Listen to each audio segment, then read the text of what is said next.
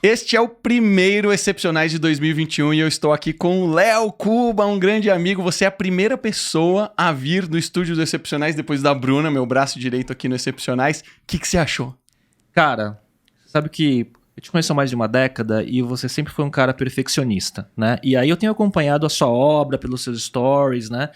Então eu falei, cara, vem coisa boa, mas quando eu cheguei aqui e vi esse estúdio, eu falei, cara, até posso postar, posso tirar foto? Você falou, não, pera aí que né, aqui tem um, né, vamos guardar um pouco o segredo e tudo mais pra quando lançar tudo e tal. Meu, tá excepcional.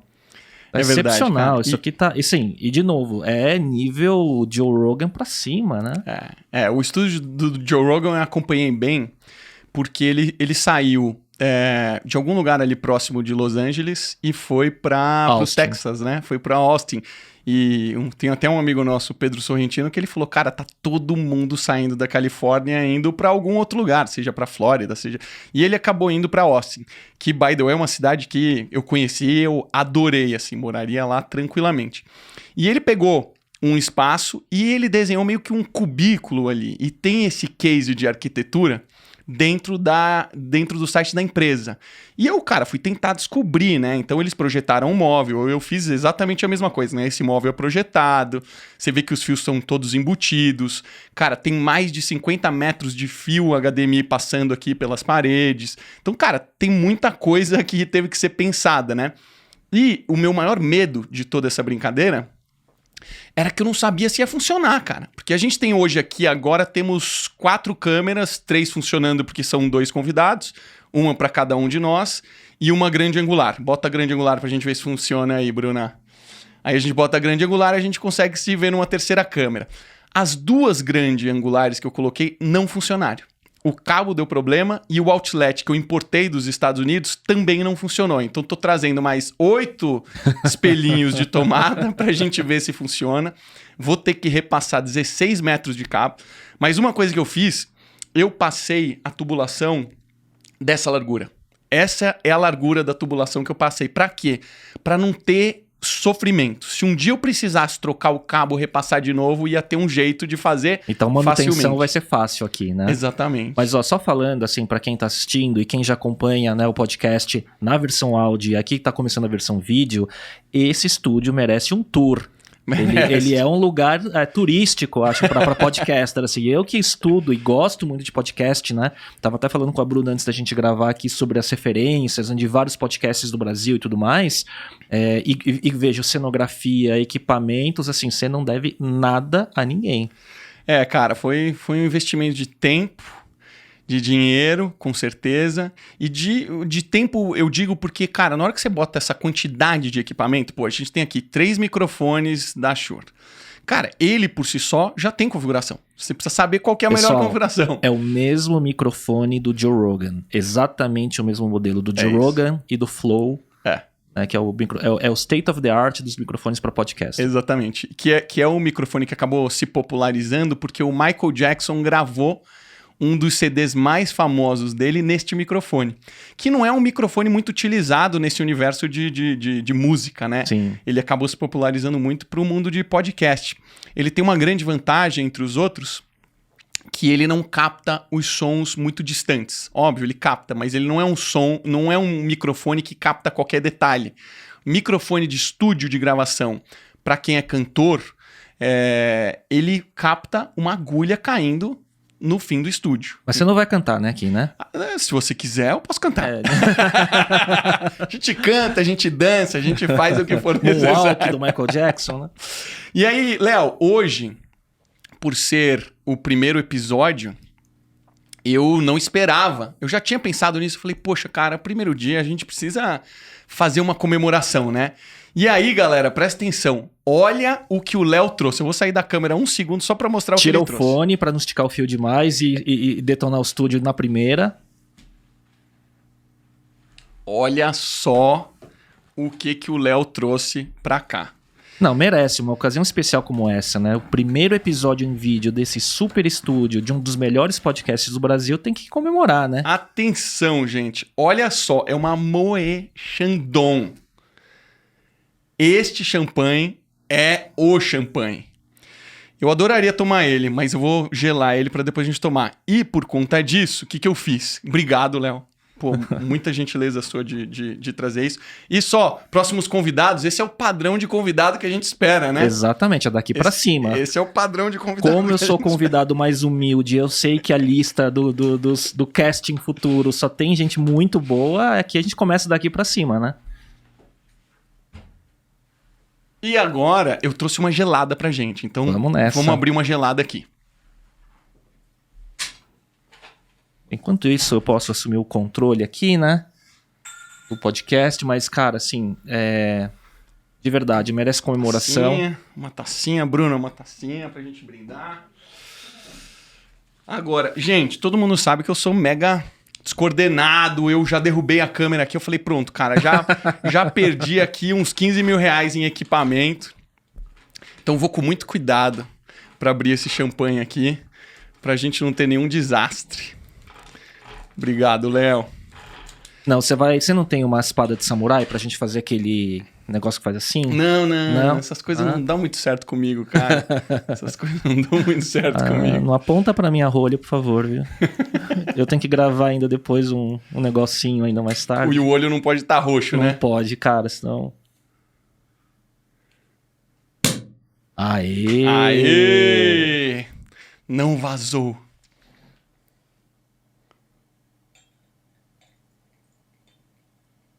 Ó, a primeira é pra produtora. Obrigada. Que tá fazendo tudo aqui acontecer.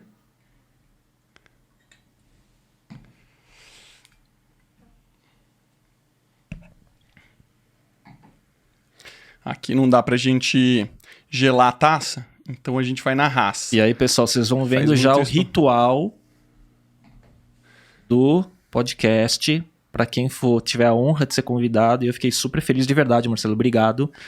O Marcelo mandou um WhatsApp, a gente se fala sempre, né? E a gente fala muito sobre essa questão de podcasts, né? Quando a gente vê uma referência, a gente manda um link um pro outro e tal. E muito legal, cara. Um prazer, uma super honra de estar aqui estreando esse estúdio excepcional. Valeu, Léo. Obrigado, fico super feliz. Vamos fazer esse brinde. Vida longa ao podcast. Vida longa, Bruninha. Saúde, saúde. Muitos episódios pela frente. Isso aí. E você sabe, quando você chegou, deu pau em tudo, né? Deu pau no computador, deu pau num monte de coisa. Por isso que eu trouxe o Léo, porque, primeiro, eu gosto de conversar com ele. Nossas conversas são infinitas, a gente conversa sobre tudo que é assunto, e ele ia ter paciência pra dar esses problemas. Mas não foi eu que dei azar, não, né? Claro que não, técnica, né? Você só dá sorte, Léo. Você só dá sorte. Eu nunca vi um MacBook Pro com SSD travar igual travou aqui na minha frente hoje. Eu falei, ih, cara, alguma coisa tem de errado aqui hoje. A gente descobriu que não era travar, né? Ele tava atualizando. Ele tava atualizando. Neste momento, não precisava atualizar, né? Ele tava com o macOS 9, né? Não era nem o 10 aí, e aí ele tava atualizando. Caramba, né? Sacanagem. Eu sou freak de atualização. A Renata mantém o celular dela desatualizado durante anos. iOS 3. Num iPhone 12 Pro Max, né? Ô, Léo, você foi um cara que produz conteúdo há muito tempo, né? A gente se conheceu, inclusive, no Twitter. Acho que a gente já falou isso num podcast que a gente fez só de áudio. E você ficou um tempo sem produzir conteúdo, né?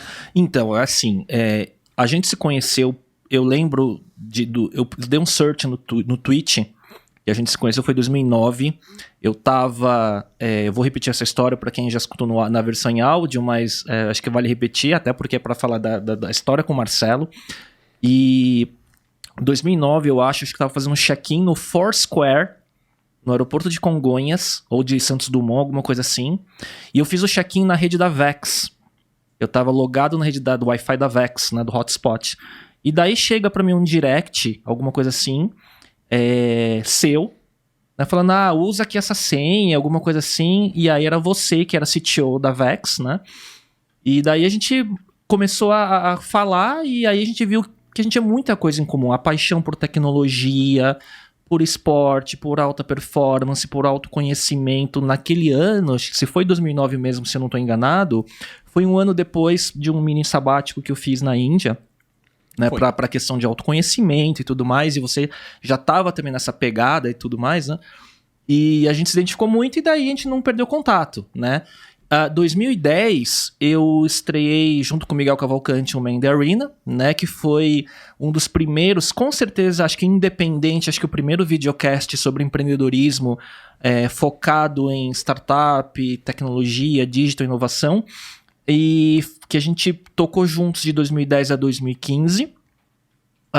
Então foram mais de 100 episódios e na fase final a gente estava gravando e sendo patrocinado pela Livraria Cultura, diretamente pelo Sérgio Harris, sou muito grato a ele também. E daí eu entrei num ciclo, quando a gente teve um momento que a gente interrompeu o podcast, de focar muito nos negócios, né? Então eu tenho hoje eu tenho uma agência digital, que é a Incuba, né? Que é o negócio principal, eu participo de algumas startups como mentor, advisor e tudo mais.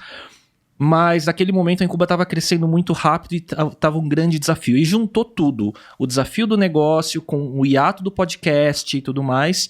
E aí esse hiato acabou literalmente no começo da pandemia. No ano passado, quando eu voltei a fazer conteúdo, comecei a focar em reinventar algumas coisas pessoais, inclusive de saúde, de voltar a praticar muito exercício físico de forma focada e tal.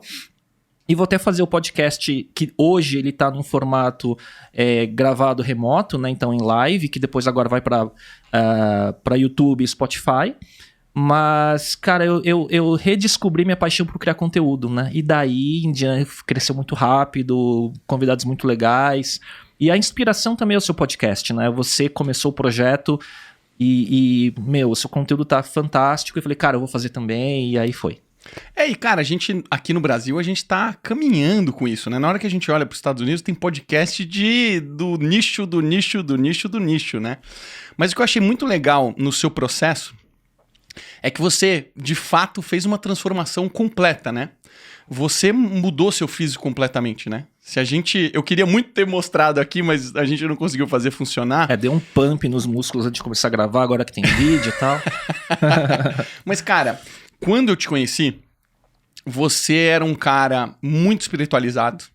Você tava vegetariano, né? Vegano, vegetariano. Exatamente, 2009 e 2010 eu tava vegetariano, né? E você até contava, né, cara? Você tinha um nível de sensibilidade pelo vegetarianismo que é absurdo, né? Você notou essa diferença de você. Acho que o vegetarianismo, a alimentação foi uma das ferramentas, porque, na verdade, ela na verdade, ajuda no processo energético do corpo se você tá com alguma prática de autoconhecimento, né? E no caso, meditação, né?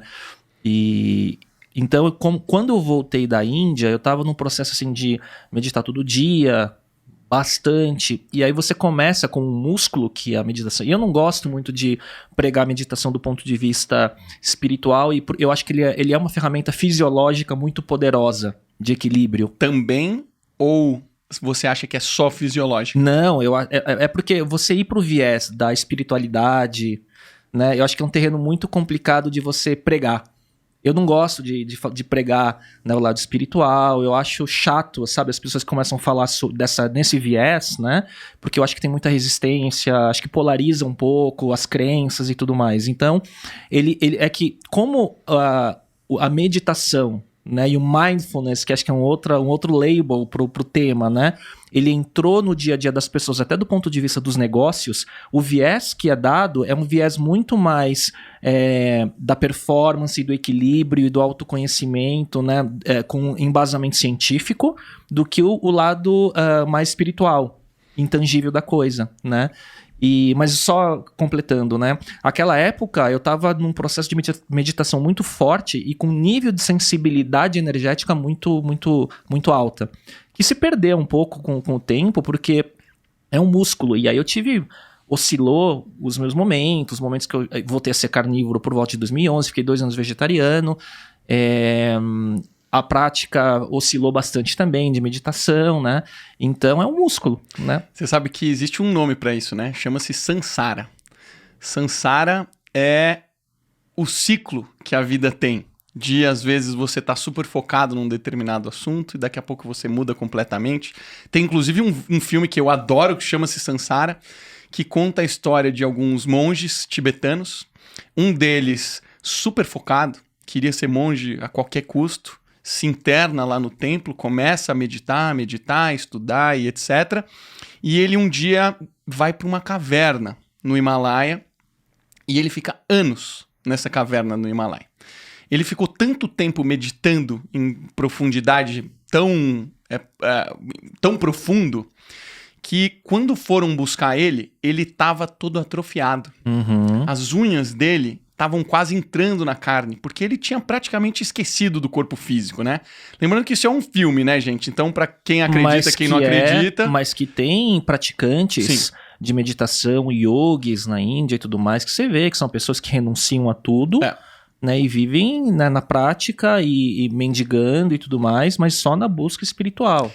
Nós que vivemos esse mundo, a gente sabe muito bem que isso existe, né? Mas obviamente deve ter gente que assiste aí que fala, tudo isso é baboseira.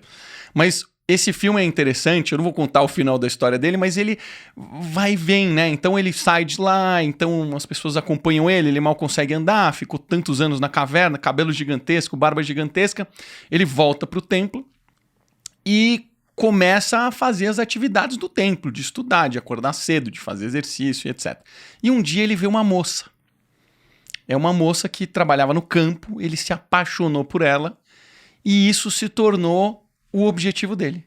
Ele quis casar com ela, ele casou com ela, teve filho, se apaixonou, já não me lembro direito da história. Chega um determinado momento, anos de casado, ele decide voltar a ser monge de novo. Então o Sansara é isso, Léo. O Sansara é esse ciclo da vida de que às vezes a gente está engajado em algumas coisas, outros momentos a gente está em outra, e é super natural, ainda mais a gente que vive na cidade, nessa loucura, né? E com tantos interesses, né, que a gente tem na vida, né, então, óbvio, a gente tem esse viés de autoconhecimento, mas ao mesmo tempo a gente é empreendedor, né, a gente tem que performar, né, nesse viés, só que tem acho que um aprendizado é também que uma coisa não exclui a outra, né, as coisas coexistem, né? Então, como é que você consegue ter alta performance, né? Empreender e tudo mais, e ao mesmo tempo ter as suas ferramentas de autoconhecimento, de equilíbrio, né? Então, e esse momento de pandemia, para mim, foi um pouco disso, de uma redescoberta de certas paixões que eu tenho, então de criar conteúdo, de voltar a cuidar da saúde, e daí esse ciclo positivo, né, virtuoso, ele vai se retroalimentando. E aí é engraçado que a energia muda e você começa a abrir portas e oportunidades começam a surgir que você não planejou, né? Então algumas coisas imponderáveis e algumas serendipidades acontecem no processo, assim, né? Você, quando eu te conheci, você não estava aficionado no esporte como você está hoje. Mas você já tinha flertado com o fisiculturismo bastante, né? É difícil falar fisiculturismo porque, cara, eu sou magro e tudo mais, né? Mas acho que é muito mais a filosofia. de usar weight training, né? De usar musculação e prática com pesos para transformar, né? Eu gosto da filosofia. A filosofia de você construir seu corpo, né? Construir seu corpo da maneira que você... O Schwarzenegger, ele brinca que o fisiculturismo é como se fosse, cara, você é um pedreiro, você constrói o muro do jeito que você quer, o ombro do jeito que você quer, o peitoral do jeito que você quer, mas o que eu acho bacana é que você viveu isso, cara, você lia a revista, você conhecia todos os principais fisiculturistas da época, você ficou um tempão sem treinar, e agora na pandemia... Conta como é que foi sua rotina de treino, que foi, pra mim, foi impressionante esse shift de disciplina. Aí vai pro lado Caxias, que você também quando você coloca uma coisa na cabeça e você quer ser perfeccionista naquilo, tipo assim, quando a gente coloca uma coisa na cabeça e você é assim, a gente não gosta de fazer mais ou menos, né? A gente estuda, vai atrás, quer, né, enfim, entender tudo e por aí vai. A gente é uma esponja nesse ponto, né? Mas o que acontece? Só falando de como começou essa questão de usar musculação e treino com pesos, né? Quando eu era muito novo, eu sempre fui muito magro até a adolescência, mas muito magro mesmo, né? Tipo, de pesar 50 quilos, né? De peso, né? Talvez eu tivesse o peso da Bruna aqui, que tá produzindo, né? E eu sempre fui muito traumatizado por conta de ser muito magro, mas magro de aparecer os ossos, assim.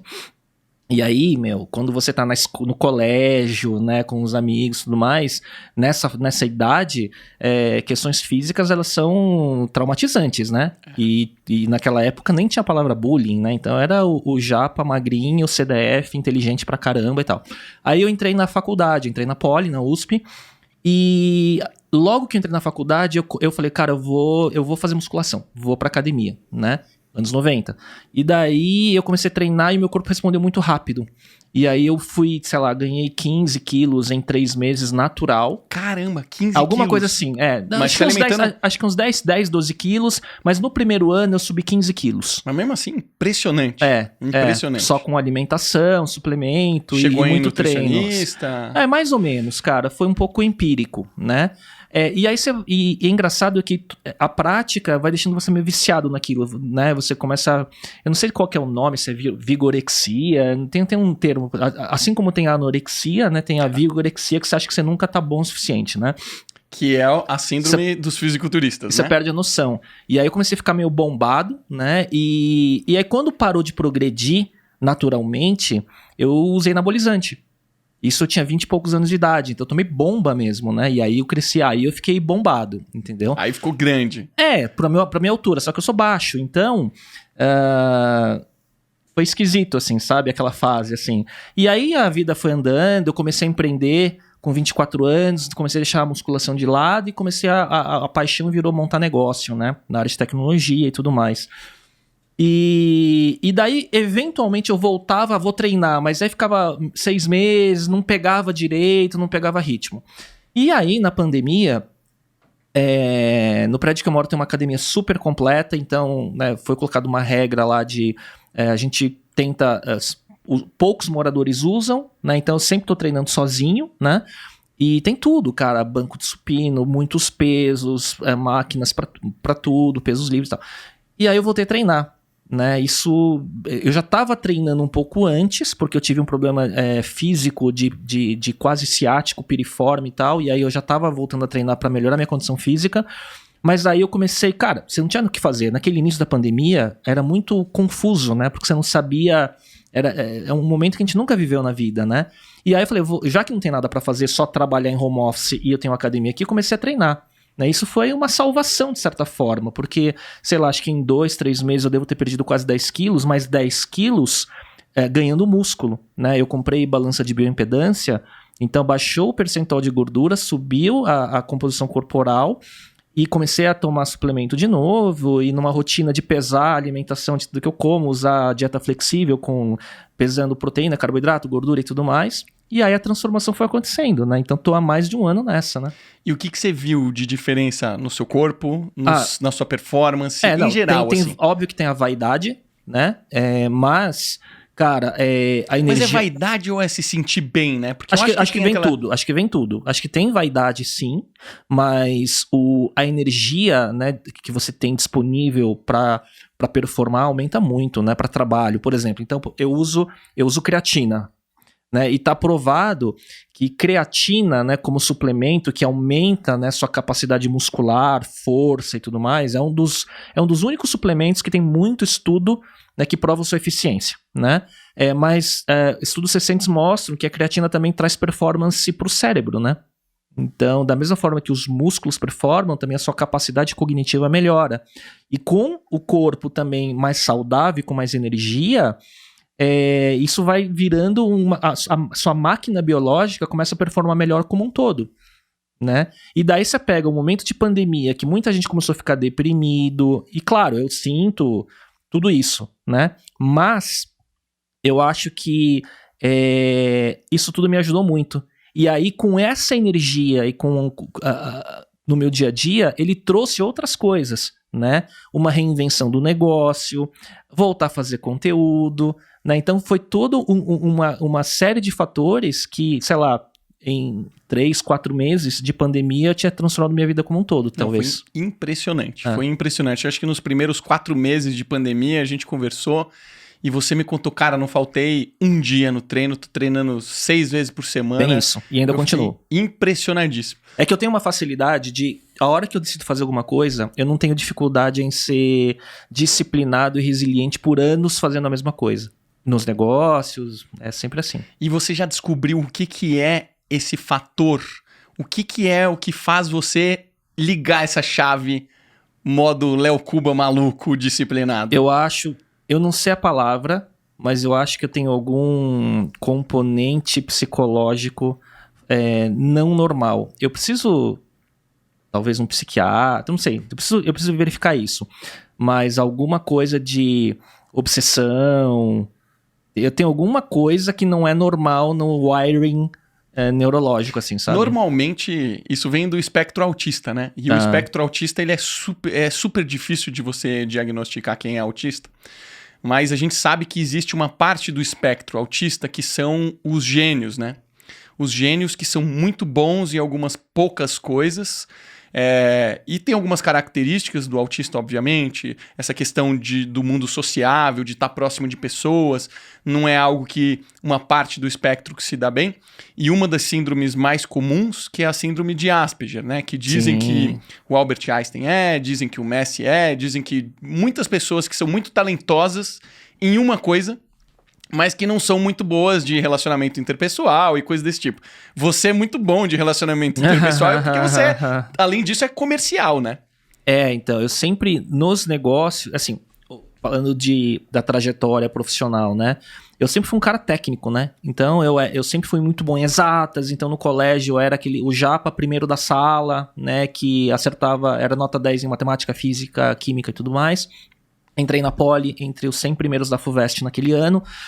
E aí eu comecei a programar computador com 13 anos de idade num Apple II, que meu pai me deu. Né? Eu lembro a primeira vez que eu vi um Apple na casa de um amigo engenheiro dele, amigo que trabalhava com ele, e eu fiquei fascinado. Eu comprava, antes de ter computador, eu comprava revista, acho que era Microsistemas na época, né? Era final da década de 80 e tudo mais.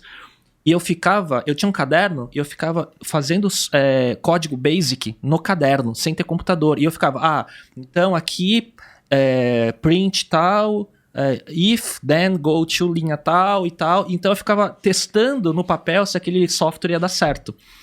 E aí quando eu ganhei um Apple II, que foi, sei lá, depois do Atari... Não, depois não, acho que foi a minha maior, sei lá, felicidade de presente que eu ganhei na minha vida... Eu tinha um caderninho com um monte de software escrito lá e eu comecei a programar e os softwares funcionavam. Não tinha bug, cara. Caramba, impressionante. Tudo tava funcionando. Isso é dificílimo de fazer. Então eu estudei bastante e aí eu dos meus 13 anos de idade até os 16, 17, eu vivia trancado no quarto programando e jogando. Mas eu gostava mais de programar do que jogar no Apple II. Então eu fiz até software de processador de texto em Basic e depois eu usava o compilador para Assembler, para ficar mais rápido, né, o código. E por quê? Por que processador de texto, né? Porque você tinha, naquela época, você não tinha interface gráfica, né? E você tinha o monitor de 40 a 80 colunas, né, de texto. Né? Então, qualquer gráfico você fazia com caracteres ASCII 2 e tudo mais, né? E aí eu programava... Tipo assim, eu fazia o software de processador de texto, isso com 14 anos mais ou menos. Se você chegar na coluna tal, pega toda a palavra daquela linha e joga para a linha seguinte o que está depois do último espaço. Então, linha mais um. Então, eu fazia essas coisas, eu ficava brincando e para mim aquilo era super divertido, né? E aí, na época, assim... Meus pais começaram a ficar preocupados que eu não tinha vida social, eu ficava trancado no quarto só programando, todo mundo falando, isso aí não serve. Eu poderia ter sido um bom engenheiro de software se tivesse me incentivado. Aqui no Brasil não dava, né, pra ser um Bill Gates, assim. Cara, você sabe que acho que o prazer do programador é exatamente essa vontade de resolver problemas, né? Então você põe na cabeça que você quer resolver um problema... Eu vou pegar mais, tá? Fica à vontade. Você põe na cabeça que você quer resolver um problema e você vai ficar na frente do computador durante horas programando para fazer aquilo ali se tornar realidade. Só que hoje é muito fácil, né? Hoje você tem um editor de texto e você consegue testar, voltar. Quando você começou a programar no papel, era muito parecido como eram os computadores de antigamente, que eram em fita, de rolo. Quase isso. Você programava na mão, cartão você perfurado. Colocava na fita... Jogava no sistema, ele carregava isso em memória e ele te dava o feedback se funcionava ou não. Só que levava horas, dias para você fazer isso, né? Então, eu acho que todo mundo que flertou com programação e sentiu esse tesão de falar, cara, que negócio animal. Eu tenho um prazer de programar, é o mesmo prazer de jogar um jogo. Sabe, essas pessoas que são viciadas em jogos... sentar e programar e você conseguir resolver um problema muito grande. Ver o software funcionando. Ver o software funcionando, ver as coisas acontecendo, cara, é um prazer tão grande que só alguém pra ter isso, pra falar assim, eu sou programador. Mas sabe o que eu acho? Não sustenta, entendeu? Mas sabe o que eu acho? Acho que programar é um ato de criatividade. Demais, concordo muito É claro com isso. que tem a ciência, né, de entender dos princípios da linguagem e tudo mais, mas ele é um ato de criatividade, é igual pintar uma tela na Renascença, entendeu? Acho, sabe? Para os nossos tempos, né? E aí, só voltando, agora eu lembrei, você vê que como o champanhe é bom, né? Então, então assim, o que eu acho? Você falou de eu sempre fui comercial, né? Então, eu sempre fui técnico, né? E aí, na minha primeira empresa, né, que eu comecei na época da faculdade, que era uma empresa que montava computadores para escritórios de engenharia e arquitetura, que naquela época foi o começo do uso em escala de AutoCAD, MicroStation e tudo mais. E aí eu descobri que eu sabia vender. E quando eu estava na escola, né, no ensino médio, no colegial, até lá eu era tímido. Eu sempre fui muito retraído. Então eu sempre era aquele cara que não levantava a mão para perguntar nada, mas eu era muito bom como aluno, né? E nem de estudar tanto, mas acho que de capacidade mesmo. E aí, quando eu montei minha primeira empresa, eu descobri que eu sabia vender. Eu descobri que eu sabia falar. A primeira vez que me convidaram para palestrar, eu falei, me saí bem, porque depois me convidaram de novo. De primeira você saiu bem? Não foi, mas... Minha primeira palestra, Léo, eu fiquei tão nervoso. Não, cara. eu fiquei nervoso. Muito nervoso. Eu fiquei nervoso, mas acho que tinha alguma coisa incipiente e eu fui descobrindo que acho que mais do que ser bom em exatas, na parte técnica, eu acho que aquilo era uma manifestação da minha criatividade. Com números ou com código, né?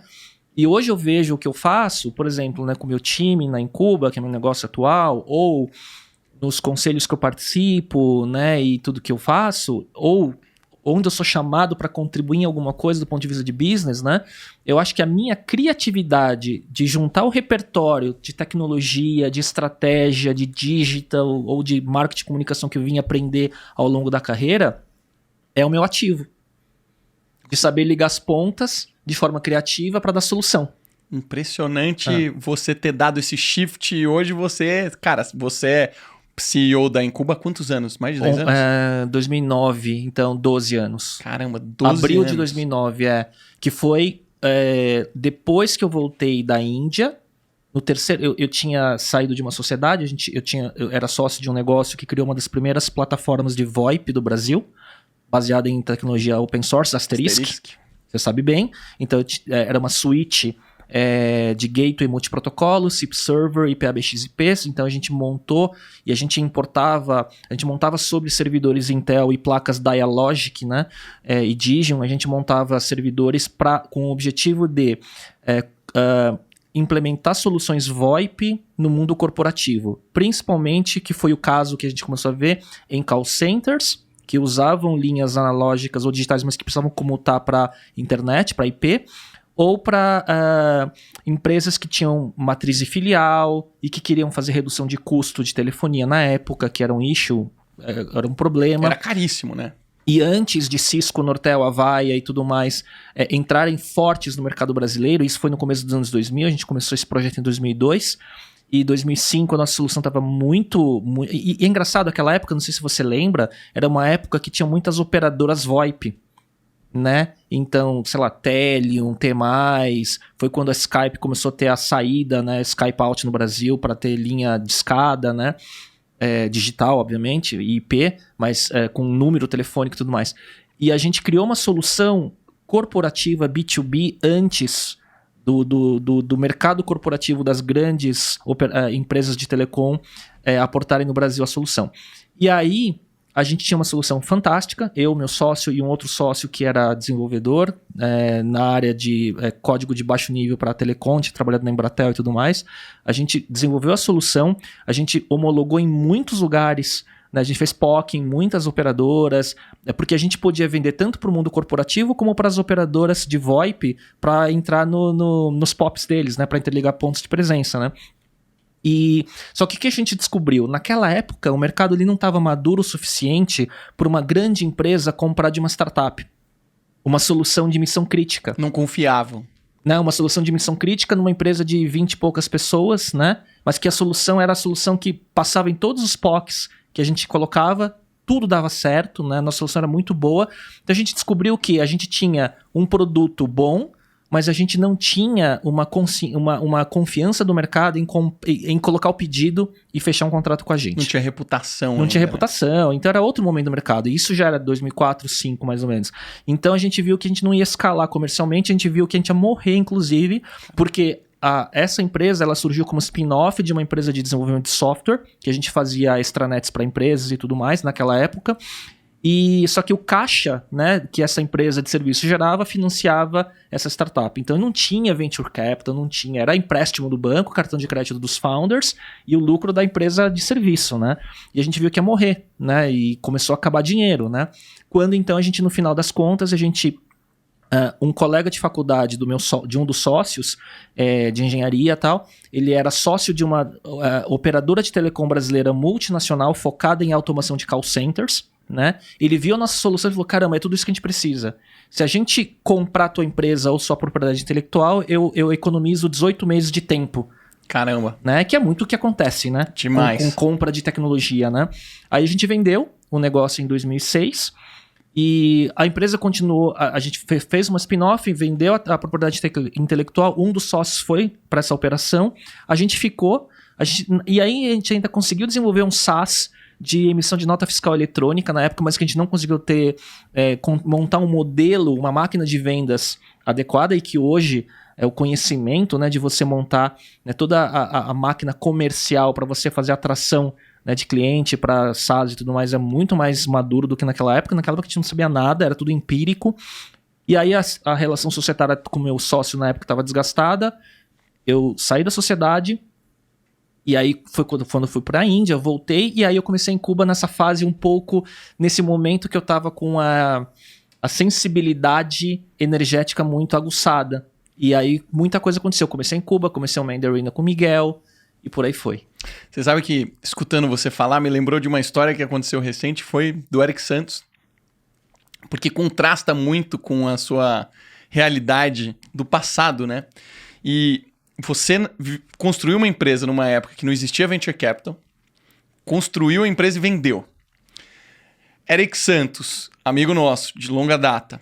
Eu lembro que a gente se reunia muito. Você lembra que a gente fazia vários almoços, que a gente ia no América, lá do Iguatemi e tal? Quando ele vinha de Floripa para São Paulo... Sempre encontrava com a gente. Sim, sempre foi. E ele contava a história, ele falava, puta, cara, tenho o sonho de construir uma empresa de marketing digital. E não era um negócio que não existia no Brasil ainda. Não existia, né? Não era claro o que ele queria fazer, que ia dar certo. Exatamente. E ele falava assim, pô, tem a HubSpot, todo mundo já conhecia a HubSpot, era um nome impressionante naquela época, não era esse monstro que é hoje, mas já era super impressionante. E foi no começo também do termo inbound marketing, Verdade. Fica conhecido, né? Então, começo, sei lá, 2010, um pouco antes, talvez. Verdade. E ele, cara, eu quero construir essa empresa e o que mais me chamava a atenção é que eram muitos módulos, né? Na hora que ele explicava pra gente, cara, o que eu quero fazer é uma ferramenta de e-mail, eu quero fazer uma ferramenta de landing page, eu quero fazer lead scoring, eu quero fazer funil de vendas. Eu olhava para aquilo ali e falava, cara, é muita coisa. Eu não entendia quem ia ser o cliente dele. Porque era uma solução de automação, uma suíte de automação de marketing baseado no que a HubSpot tinha feito para o mercado brasileiro de pequenas e médias empresas. O SMB, né? Small and Medium Market Business. E daí... cara, vamos lá, enésima vez que eu contar essa história. E essa semana eu tive o Edson Rigonati no meu podcast, co-founder da Stella Investimentos, um dos primeiros investidores da RD, né? E a gente se conheceu tudo na mesma época, né? Eu, o Eric, o Edson e tudo mais, 2009 mais ou menos. Que foi o início desse boom das startups, né? Dessa fase que a gente vive hoje, que, né, de tantas empresas, os unicórnios de hoje em escala que estão surgindo, vem muito dessa fase que começou de 2010 em diante, né? Mas voltando ao ponto, a história né? O Eric, ele tinha, antes da Resultados Digitais, ele tinha uma produtora de aplicativos mobile. Pra Esto. Isso, pra Esto, que concorria na época com Fingertips, com Ponto Mob e tudo mais. Em 2009 eu tinha em Cuba. Eu conheci o Eric não por conta da Incuba, mas por conta de amigos em comum. E a Incuba já contratou a Praesto para fazer um app mobile para uma campanha da Ambev, então ele já foi meu fornecedor também, né? E aí a Praesto, que era essa produtora de aplicativo lá de Floripa, eram os 5 co-founders da RD. Verdade. Trabalhavam na Praesto, sob a liderança do Eric. E o Eric sempre foi muito estudioso, né? Então ele estudava ali em startup antes de todo mundo falar sobre. Ele tinha um blog. Tanto que você foi um dos primeiros entrevistados do Man in the Arena. Então ele estava na época com um blog chamado Manual da Startup, né? Que ele estava escrevendo sobre essas novas teses. Ele sempre, e o Edson Rigonati lembrou isso, o Eric é muito fã dos playbooks e dos frameworks. Ele é muito estudioso, né? Demais. E aí uma vez, num café no Morumbi Shopping, eu acho, ele contou a história de que ele estava pensando em fazer algo como o HubSpot no Brasil, e eu juro que eu não entendi se ia ter mercado no Brasil. Porque eu falava, cara, mas se é para um pequeno empresário, esse pequeno empresário vai pilotar uma suíte de automação de marketing digital, onde esse cara ou contrata uma agênciazinha pequena, ou o sobrinho pilota o digital dele, né? Pilota o AdWords, faz o site, captura e-mail e por aí vai. Então eu não entendia a maturação eu achava que o mercado não estava preparado não estava educado para isso. Estávamos enganados, né? Totalmente. Porque, né? 1,8 bilhões de reais enganados, né? O que eu achei muito impressionante foi a execução dele, né? Sim. O manual da startup, que era o site dele, já era muito impressionante, já mostrava como ele conhecia muito desse mundo, né? E a gente vive muito de fases, né? Pô, teve um momento que a gente falou muito sobre Steve Blank, que era o Customer Discovery, que foi uma baita revolução. Daí daqui a pouco veio o Growth Hacking, tava todo mundo falando de Growth Hacking. Chanelis, né? Que cuida de Dropbox. Foi a primeira vez que eu escutei alguém falar de alguém realmente impressionante, foi o Eric, que falou do Chanelis, que falou, cara, esse cara aqui é a arma secreta das startups, porque ele é um gênio. E o Eric já tinha dissecado ele inteiro. Mas voltando para execução, o Eric, ele começou com um blog, cara. Isso que para mim foi o mais impressionante. A Resultados Digitais começou como um blog. Ele começou a gerar conteúdo direcionado para as pessoas que estavam com esse problema, né? Como eu, pequeno empresário, consigo chamar a atenção do meu cliente. Inbound marketing total. Total. Foi um dos primeiros caras a fazer isso. Começou a gerar os primeiros leads, entrou em contato com os clientes, prestava o serviço manualmente, contratando ferramentas de terceiros. É exatamente isso. E percebeu a demanda, né? O MVP dele foi usar ferramentas existentes, todas desconectadas. Então, talvez, não sei se era SendGrid na época, mas ele usava, acho que talvez SendGrid para e-mail marketing, usava outra para landing page e tudo mais. E eles operavam as ferramentas. E ele falou no meu podcast, né? Acho que eu entrevistei o Eric 3 vezes. 2 vezes pelo Man in the Arena. Uma vez pré-resultados digitais. Uma num RD Summit em Floripa, que ele chamou eu e o Miguel pra gente ser host de um episódio de Man in the Arena no palco da RD Summit entrevistando ele. E mais recentemente, acho que em outubro do ano passado, quando provavelmente estavam nas conversas do Exit. Né? Nesse bid TOTUS, entre né? TOTUS, Local Web, e o Edson Rigonati contou que tinha a opção do IPO também, né? Mas enfim, e o Eric ele contou de novo a história, né, em outubro do ano passado no podcast, que ele falou, a tese dele era, se o meu cliente não quiser um serviço que eu estou fazendo tailor-made manual para ele não vai querer uma ferramenta. Então esse foi o MVP dele, entendeu? Sensacional. Que foi brilhante, mas é isso, a história é muito bonita, mas é uma história, é muito execução, né? Demais. Ele fez uma execução brilhante. Teve uma saída, eu assim, confesso, eu não sou fã da TOTUS, né? Porque é uma empresa de RP e tal, mas o deal faz muito sentido, né? A RD vai agregar muito para eles, né? Eu concordo, mas você não tem, eu não sei se é um feeling meu, mas ainda que TOTUS é aquela empresa dos anos 90, do Microsiga, antiga. É uma consolidação de RPs, né? E assim, eu particularmente, eu não acredito muito em RP, né? Quando eu começo a olhar para o futuro e entender o que de fato vai acontecer no mercado, a gente já está vendo isso ocorrer, né, Léo? O SAP hoje, que é um dos líderes aí do mundo de RP, você não contrata ele para os módulos que contratava no passado. Por quê? Porque tem SaaS muito melhores. Especialistas em muito mais baratos, né? Sim. Então, eu todo mundo sabe, né? Eu sou mentor lá do Gestão 4.0 e um dos mitos que eu quebro bastante... Patrocinador aqui do Excepcionais. No próximo episódio a gente vai falar pra caramba dele. Esse episódio não deu pra gente fazer, mas no próximo vai dar. Mas é um patrocinador do podcast. Tem mais de um patrocinador desde o primeiro episódio. Mas, cara, é impressionante essa questão, assim. Eu acho que os momentos mudaram muito. Uma coisa, eu comecei a empreender 1 ano atrás. 1 ano e 3 meses atrás. Na Clivo, né? Porque você sempre... Não. Tô falando da Clivo. Quando eu voltei a empreender, depois de 8 anos sem empreender, eu abri a Clivo, foi no meio de 2019, nós estamos em 2021... Já perdi a conta. Tem quase 2 anos que eu saí do Nubank para empreender. A Clivo oficialmente tem mais ou menos 1 ano e 2, 3 meses, tá? E a gente levantou um round super impressionante no ano passado, foi um dos maiores round seeds que teve. E aí eu fui comparar com outras empresas. E uma das empresas que eu acabei vendo matéria foi a da RD. E é impressionante como o primeiro round foi extremamente baixo. Então eu pego hoje uma empresa como a Clivo. Também, né? Cara, eu levantei no PowerPoint. Eu levantei um capital impressionante no PowerPoint. E, cara, é um risco. Óbvio que é um risco, né? A gente fez... o André e eu, meu cofundador, a gente fez questão de falar assim, cara, a gente não vai pegar dinheiro. Vamos investir do nosso bolso pra gente ter certeza que existe um negócio. Porque é um compromisso muito grande, Léo. Eu posso chegar pra você e falar, Léo, bota um dinheiro aqui, né? Bruna, bota um dinheiro aqui, fulano, bota um dinheiro aqui. E você já tinha reputação e acesso, se você quisesse. Exato. Estrategicamente ir por esse caminho. Exatamente. E a gente não quis. Então a gente ficou um tempão trabalhando, validando a ideia, validando as hipóteses, porque a gente queria ter certeza que existia um mercado. Na hora que a gente viu que tinha mercado e que a gente precisava acelerar, foi o momento que a gente foi lá e levantou dinheiro.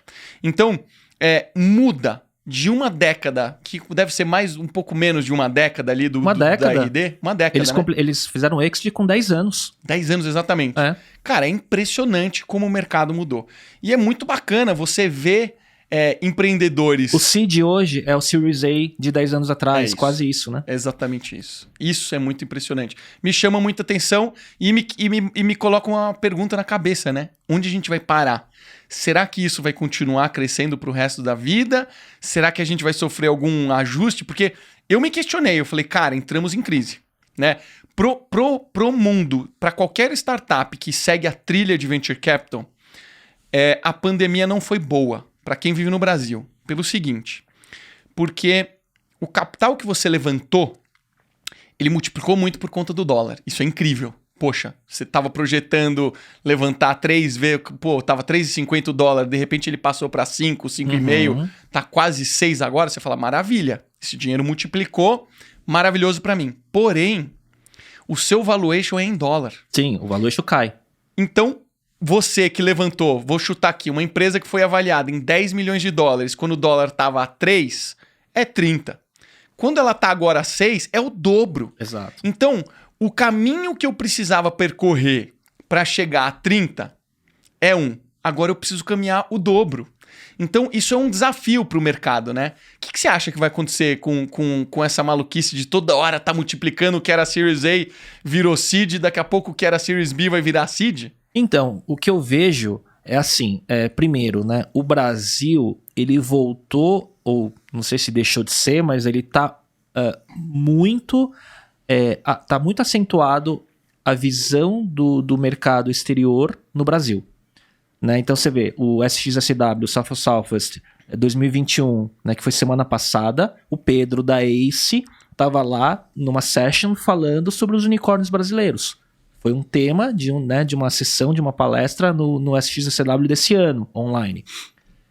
E falando assim que nunca o Brasil teve tantos unicórnios, uma safra tão grande de unicórnios, um momento onde as consolidações, os M&As que estão acontecendo com grandes consolidadores, TOTOS, Localweb, entre outros, né?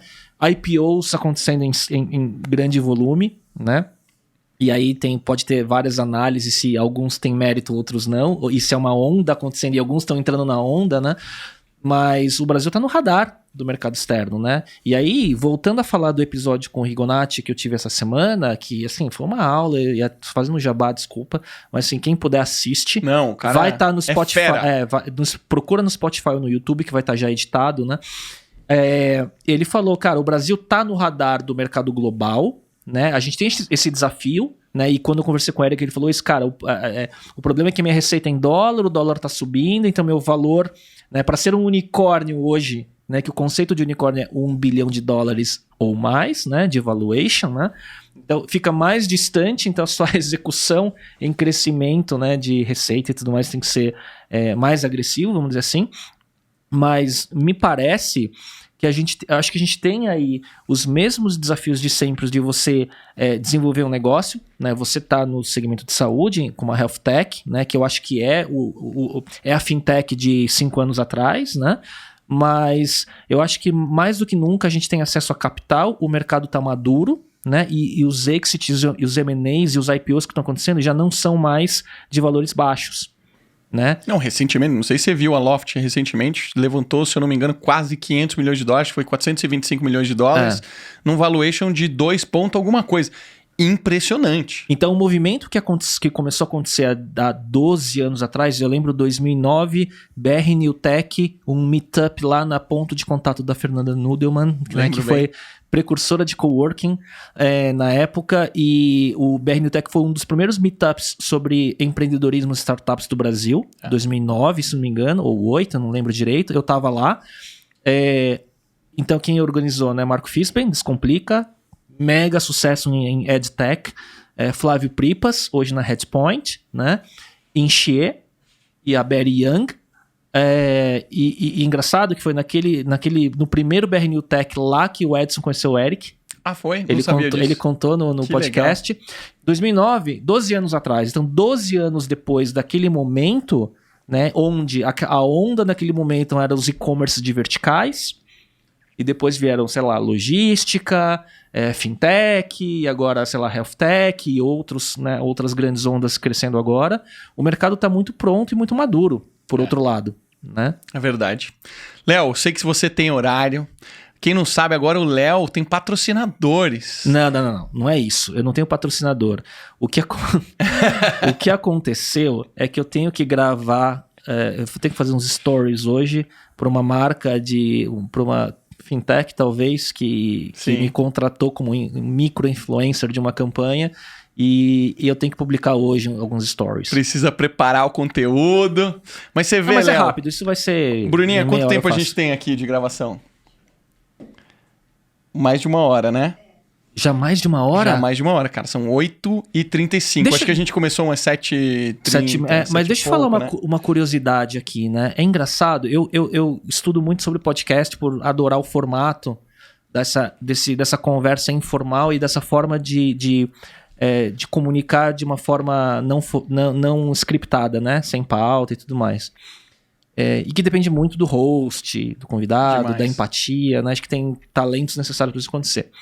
Mas o ponto uma vez eu vi num podcast, se não me engano foi com, não sei se o Igor ou o Monark do Flow, que eles estavam contando num podcast como foi o conceito de montar o Flow Podcast. Aí eles falaram, cara, parece que tem uma mágica de quando você coloca um fone de ouvido, né, e você tá conversando pessoalmente, frente a frente com alguém com o fone, e a tua voz tá entrando direto na cabeça da outra pessoa, você se isola do mundo e parece que a conexão e o conteúdo ele fica exponencial. Porque você não...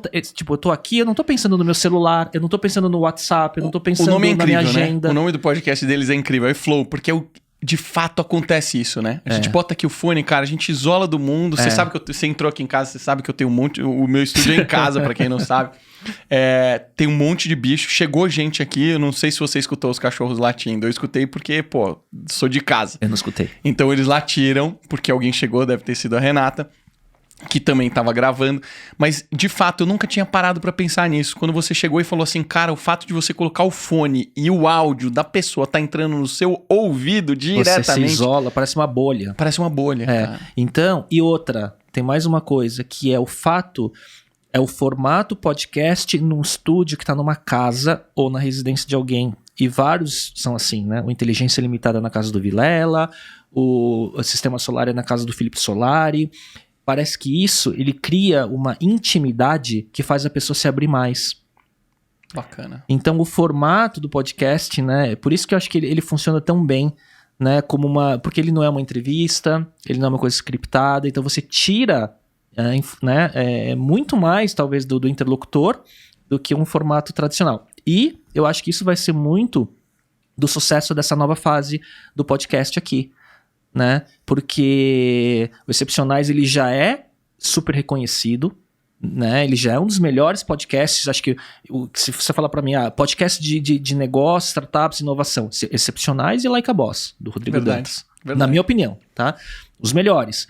Agora, nesse formato que você, com estúdio e com tudo isso, eu acho que você vai ter um salto enorme de audiência, de reputação e por aí vai. Não é trivial fazer isso, né, cara? Eu tenho um grande amigo, chama Rodrigo Stuzer.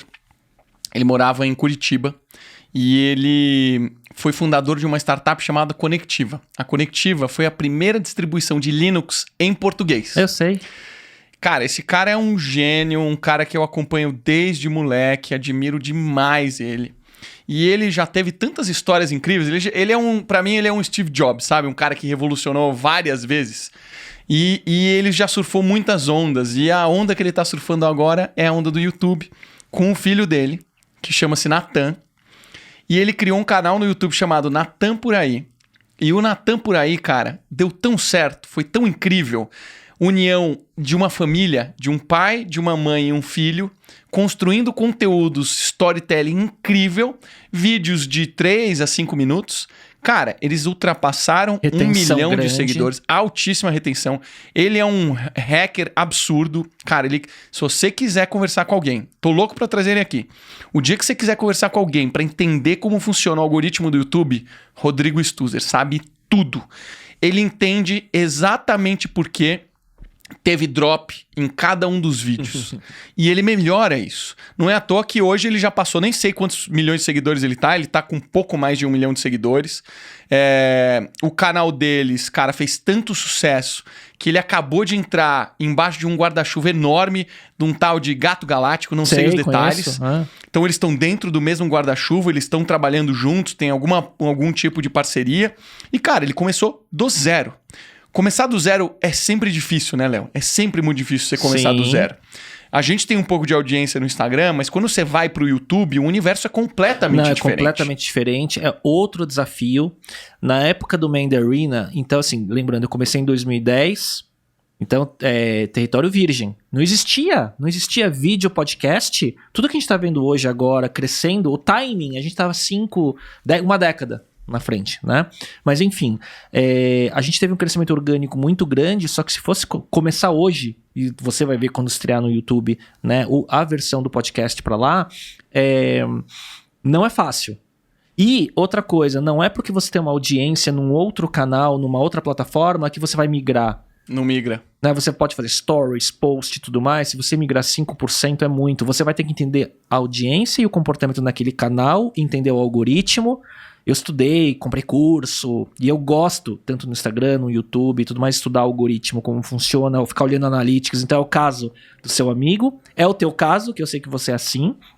E eu também gosto eu gosto de estudar algoritmos, hacks no sentido de quais truques você tem para você ampliar teu alcance, melhorar a retenção e por aí vai, né? Nossa grande referência é o Joe Rogan, né, cara? Cara, pensa num cara que eu admiro, que eu gosto, é o Joe Rogan. Eu me inspiro muito nele, assisto muitos podcasts dele. E ele é um cara que acabou de fazer um deal, acabou, né? Já tem um tempo, mas ele acabou de fazer um deal de $100 milhões, onde ele migra o conteúdo denso dele pro Spotify. E eu fui lá entender o que é essa plataforma e eu achei incrível. Incrível, porque ela é uma plataforma onde você de forma transparente, tá assistindo o vídeo, enquanto você pode assistir o vídeo, e aí de repente você precisa ir para uma reunião, ou você precisa entrar num prédio, você desliga o vídeo, bota o celular e você fica no áudio. Então, eu achei isso sensacional. Mas eu não sei se essa plataforma ou esse recurso já tá funcionando para o resto normais. Já tá? Não, então, não está. E esse é o ponto. Também como estudioso, como eu gosto o modelo de negócio, monetização e tudo mais, o que eu vejo? O Joe Rogan é um de poucos que tem deals muito bons com o Spotify. E o Spotify, se você vê o Spotify para... eu não sei o nome exatamente, mas Spotify para podcasters, o modelo de monetização para podcasters baseado em views, em audiência, ele não está ainda disponível para todo mundo. Né? Então ele é um beta ainda. Então, e eles estão vendo que esse vai ser o caminho para atrair mais podcasters para a plataforma. Então, para você ver, o maior podcaster do mundo, que é o Joe Rogan, migrou do YouTube, que era a plataforma primária dele, onde ele tinha provavelmente um AdSense gigantesco, absurdo. E foi para o Spotify, $100 milhões por 4 anos de exclusividade. Começo desse ano foi a primeira episódio que foi 100% no Spotify em vídeo e áudio. Brasil, Flow Podcast, maior podcast do Brasil, mais de 100 milhões de views mês entre episódios e cortes, começou no Twitch ao vivo e depois eles levavam para o YouTube, e hoje, uma vez eu vi muito recente, poucas semanas, o Monark, um dos donos, hosts, falando, cara, hoje a gente não gosta do YouTube, mas é onde a gente monetiza mais no AdSense, com 100 milhões de views, né?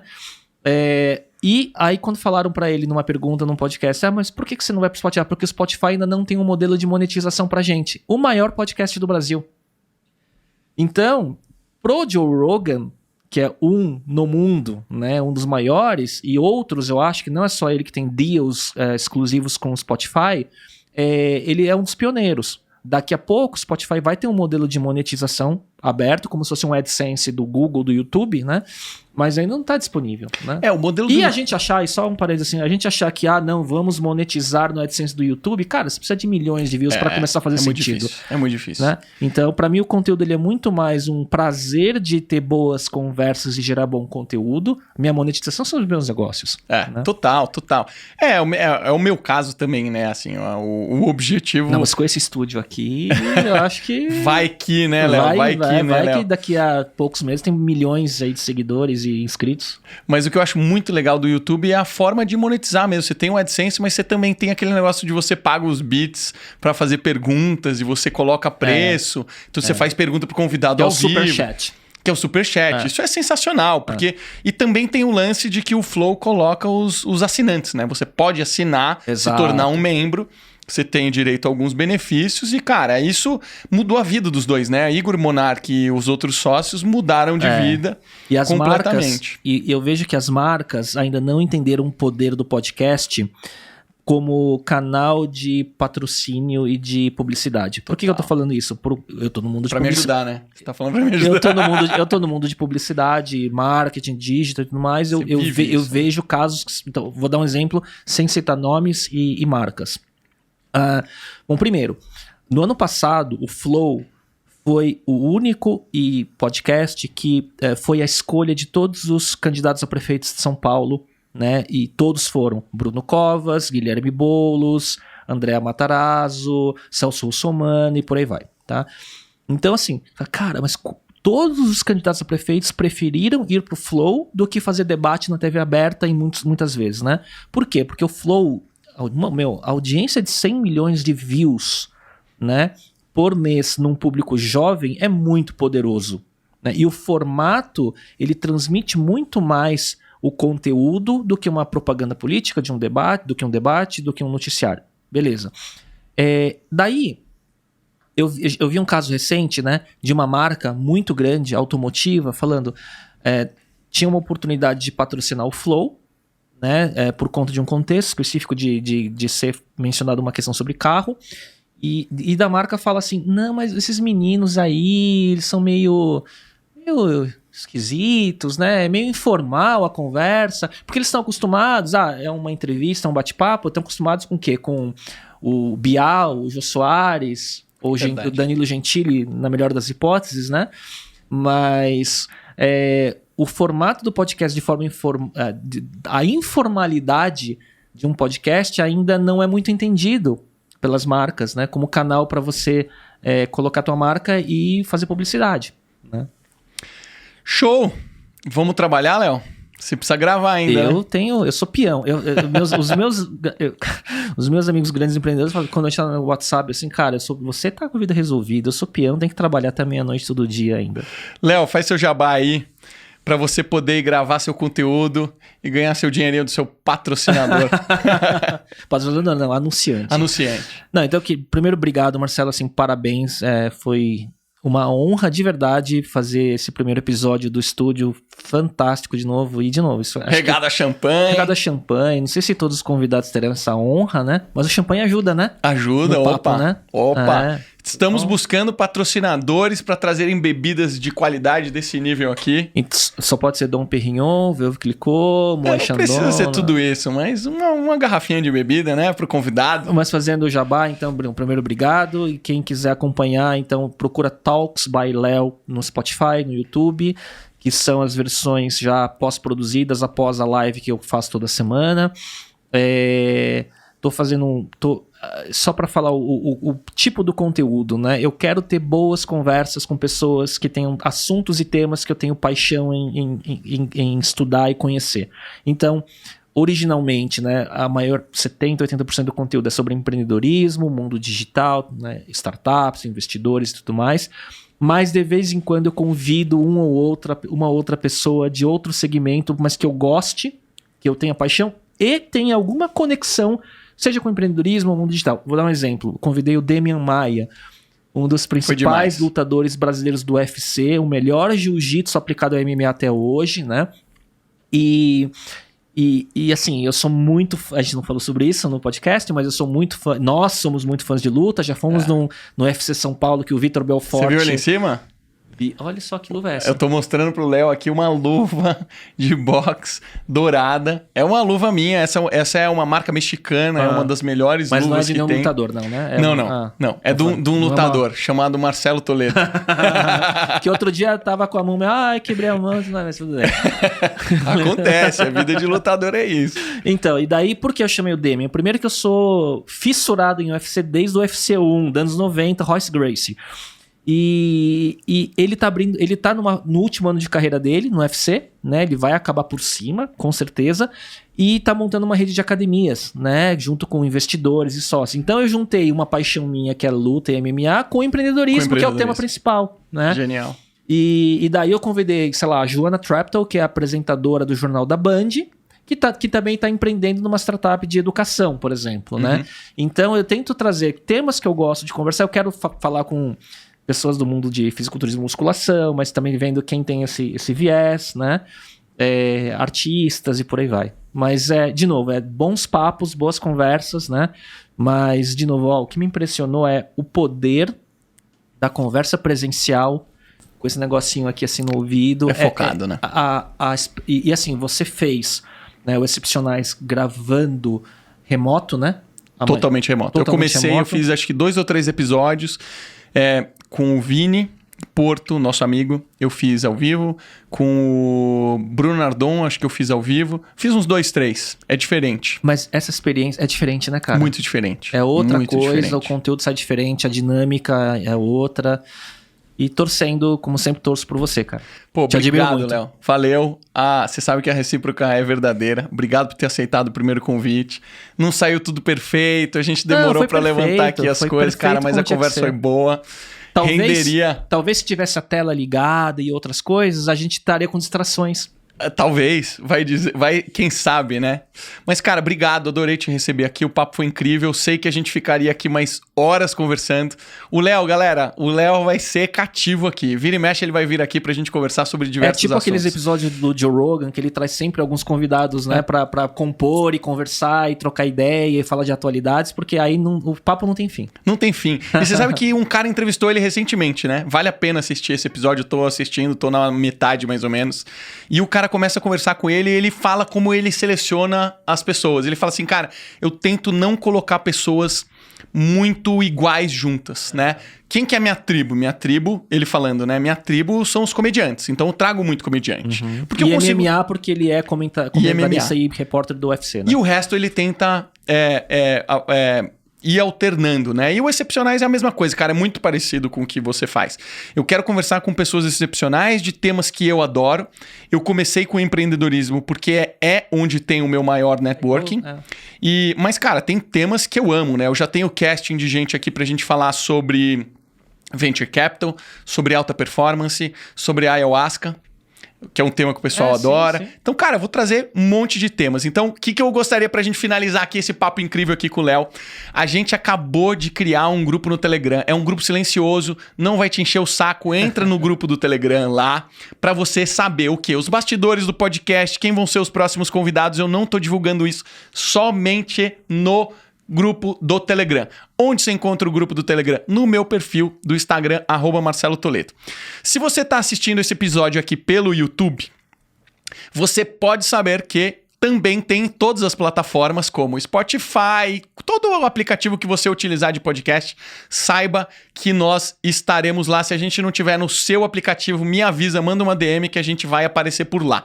E se você só escuta esse episódio aqui em áudio, saiba que nós estamos agora no YouTube, então ajuda nós, né? Entra lá no YouTube, que é Excepcionais. Tem também os Cortes Excepcionais, é Cortes Excepcionais, Bruna?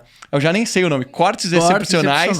Isso aí. A gente vai colocar alguns cortes lá, são 2 canais distintos, então segue a gente lá e fica ligado que no próximo episódio vai ter gente muito especial. Semana que vem são 3 convidados que eu vou gravar na semana. Normalmente eu só gravo um episódio. A gente tá fazendo uma maratona pra gravar e ter uma gaveta de 7 convidados guardadinho, bonitinho, pra se der uma dor de barriga aqui em mim, eu não precisar gravar numa semana, tem convidado. Ou na semana que a Clivo estiver fazendo o IPO, né? Você tem um estoque, né? Acho que vai levar um pouquinho de tempo, né? Acho que vai levar um pouquinho de tempo. Então é isso aí, Léo. Obrigado, cara. Foi um prazer. Obrigadão. Sucesso.